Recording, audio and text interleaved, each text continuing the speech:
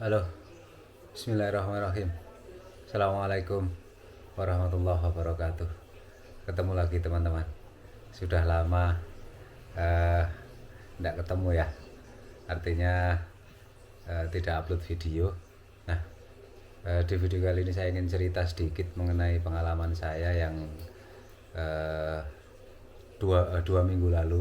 Ini sudah hari ke-14 saya isolasi mandiri.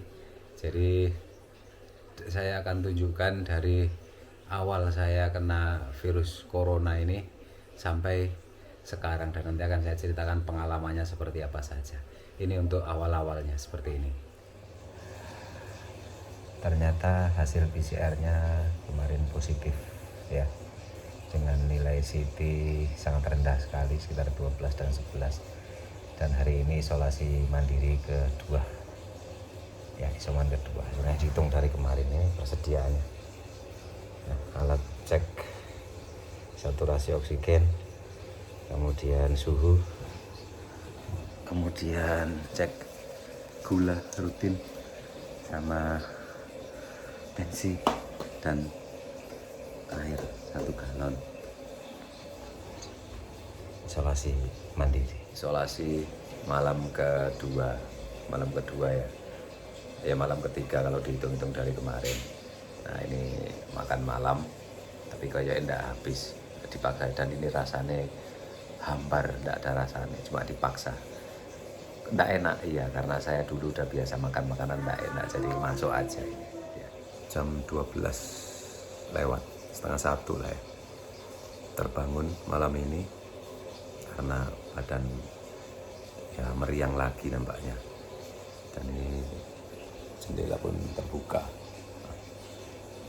Jam setengah 1. Jadi kalau orang badan kita panas atau meriang, pasti kita akan terbangun terus. Dan mudah-mudahan nanti bisa lanjut tidur lagi.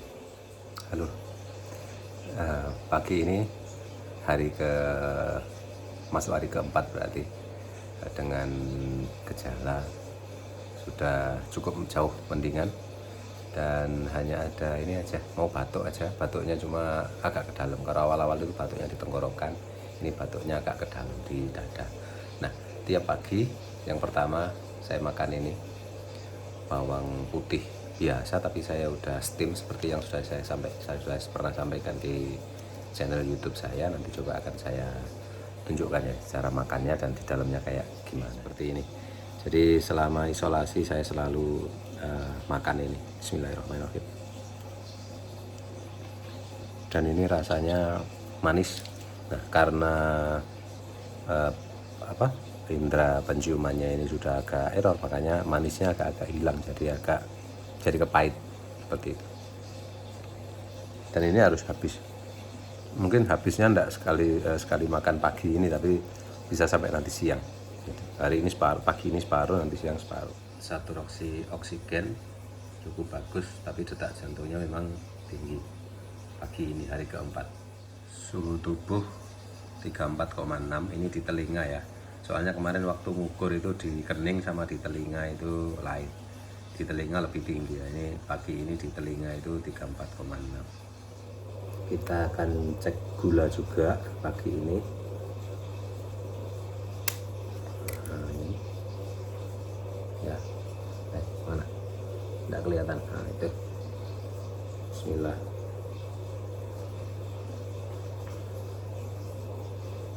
Nah, 120. Saya balik ya, angkanya 126 ya. Jadi gula pagi ini alhamdulillah normal. Saya habis minum itu madu dan garlic itu. Nah, ini 126. Kemudian kita akan lihat tensinya ya. Bismillah, kita mulai tensi.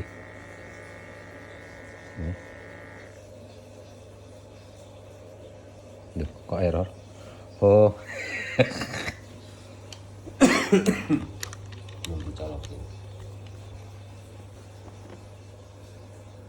Nah, kita lihat tensinya ya,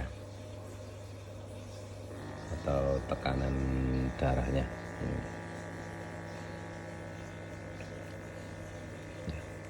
tekanan darah tinggi itu bisa disembuhkan dan sangat bisa disembuhkan dengan bekam atau hijama.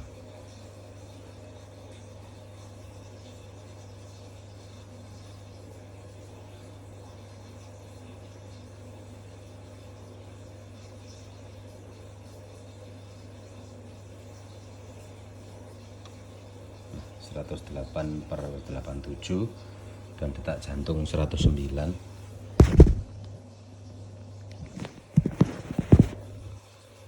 Coba kita samakan dengan ini detak jantungnya, lain ya 116.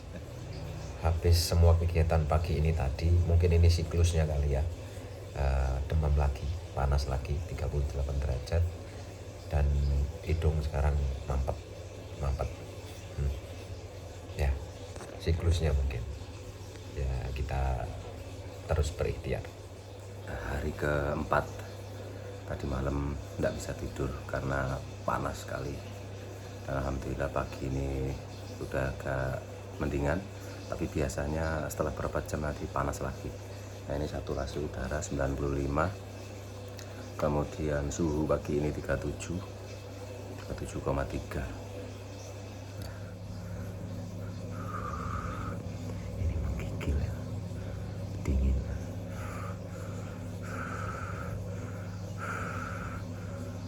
Jadi di kaki itu dingin, terus kepala nyut.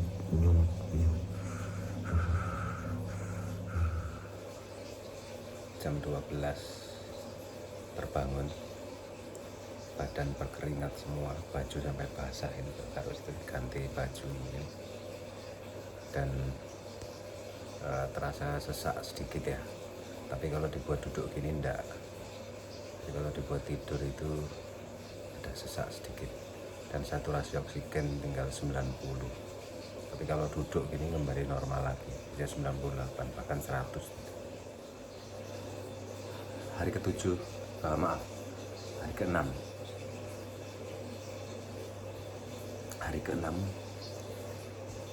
pernafasan alhamdulillah plong sekali. Cuma meriang masih terus ini, meriang sekali.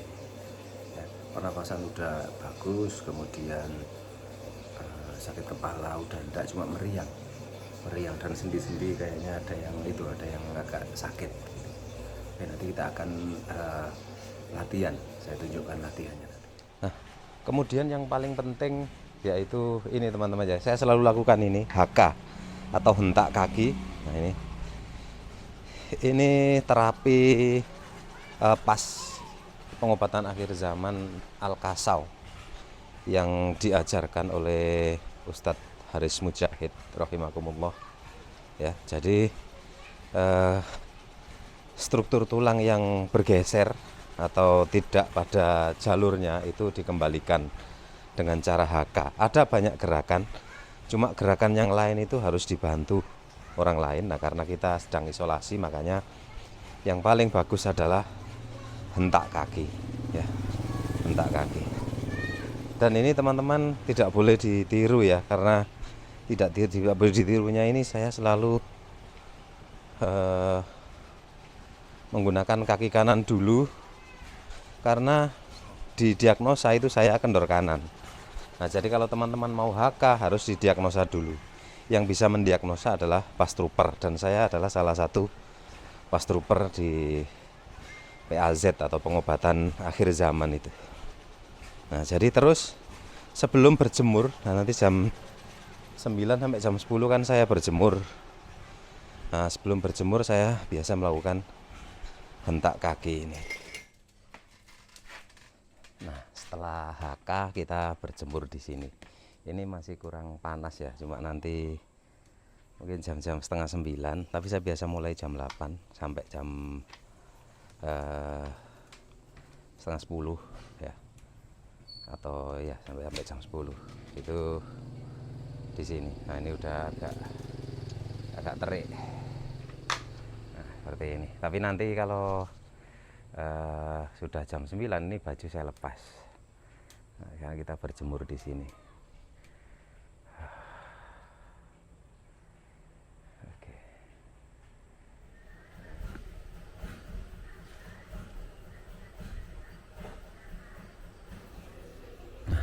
Itu tadi adalah video cuma sampai hari keempat. Setelah hari kelima sampai ke 11 itu saya tidak bisa ngapa-ngapain. Jadi kalau malam itu ya inilah, tidak bisa tidur, dan tidur itu hanya 1 jam saja.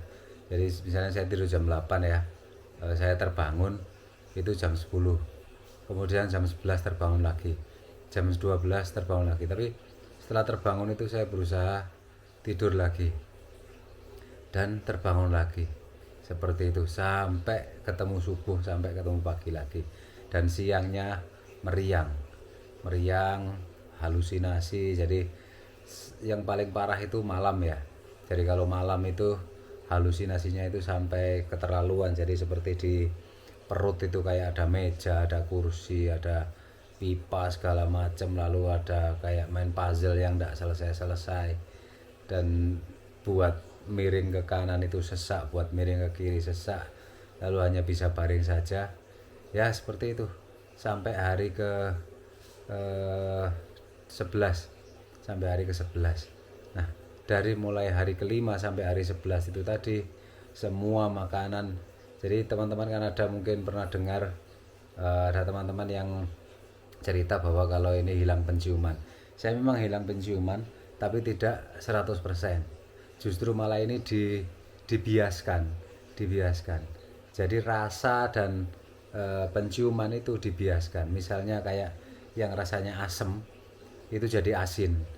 Kemudian yang rasanya air tawar ini manis sekali. Jadi air tawar itu jadi manis. Kemudian semua bau-bau makanan itu kayak bangkai tikus. Baunya itu kayak bangkai tikus. Jadi kalau mau makan udah kecium baunya dulu, itu udah mau keluar. Nah, terus katanya suruh paksa makan, tidak bisa. Ya mudah-mudahan teman-teman tidak kena penyakit ini ya. Nah, di hari ke-11, di hari ke-10 dan 11 itu hari ke-9 karena tidak kuat saya minta diinfus. Jadi saya diinfus selama 2 hari. Itu untuk membantu ini saja, karena saya makannya sedikit-sedikit, cuma sekitar 2 sendok gitu. Nah, makanya saya minta diinfus. Nah, setelah diinfus sudah agak mendingan, saya minta dilepas. Ya ini sekarang sudah hari ke-14. Jadi saya merasa enak dan makan juga. Ini makan juga sudah mulai enak ya, cuma bangkai tikusnya masih ada dikit-dikit, cuma dikit sekali ya. Nah, di hari ke-12, 13, 14 itu udah mulai enakan, cuma capek. Jadi saya kalau jalan ke kamar mandi gitu ya, saya isolasi di kamar depan ini. Kalau saya jalan di kamar mandi gitu rasanya ngos-ngosan. Ya seperti ngomong ini aja, rasanya putus-putus, ngos-ngosan seperti itu. Nah, dan satu lagi, saya selalu ingin berat badan saya kurang. Jadi selama ini berat badan saya itu 85, 86. Kemarin dan pagi ini timbang, kemarin timbang 75, hari ini 74. Alhamdulillah berkurang 10 kilo ya selama 14 hari. Dan ini masih dalam masa penyembuhan. Kemarin di hari ke-12 itu waktu cabut infus, itu sekalian saya minta di ini cek darah, karena ada 2 indikasi darah yang bisa berbahaya pasca isoman, yaitu penggumpalan darah dan badai sitokin itu. Nah, mudah-mudahan ya tidak ada dari hasilnya kemarin untuk penggumpalan darah atau pengentalan darah itu tidak, cuma TL6-nya yang memicu badai sitokin itu cukup tinggi. Tapi sudah dikasih obat sama dokter, dan hari ini minum obat itu udah hari ketiga. Saya harus minum obat lagi sampai 7 hari ke depan untuk menurunkan atau mengantisipasi tingginya TL6 itu tadi. TL6 itu teman-teman bisa cari di Google ya, itu kira-kira apa. Nah, itu adalah ini orang bisa kena badai sitokin itu karena respon dalam tubuh, karena di hari ke-10 ke-11 itu virus sudah mati semua, cuma bangkai-bangkai virus ini kadang direspon terlalu terlalu serius oleh tubuh kita, dan tubuh kita dalam respon itu berlebihan sehingga terjadi badai sitokin. Itu inilah teman-teman bisa baca, saya tidak bisa jelaskan itu secara detail. Oke, ya mungkin saja cerita sampai hari ini ya. Jadi ini sekali lagi sudah hari ke-14, mungkin saya akan antigen lagi atau swab itu di hari Senin depan. Ini sekarang masih isolasi mandiri ya, cuma sudah bisa beraktivitas, dan ya tiap hari saya dari jam 9 sampai jam 10 itu berjemur ya, di antara jam itu, bukan 1 jam ya, dari jam 9 sampai jam 10 itu antara itu sekitar 20 sampai 25. Dan kebetulan yang enggak barengan langsung sih, cuma ada beberapa teman yang lebih dulu isolasi mandiri, dan terima kasih teman-teman sudah memberikan semangat dan masukan-masukan supaya kita bisa menjaga imunitas kita. Terima kasih sekali lagi. Oke, itu saja teman-teman ya. Mohon maaf belum bisa berbagi ilmu lagi tentang kapal ini. Insya Allah minggu depan kalau sudah fit kembali, kita akan ke lapangan lagi, tentunya dengan protokol kesehatan yang selalu kita terapkan. Terima kasih. Assalamualaikum warahmatullahi wabarakatuh.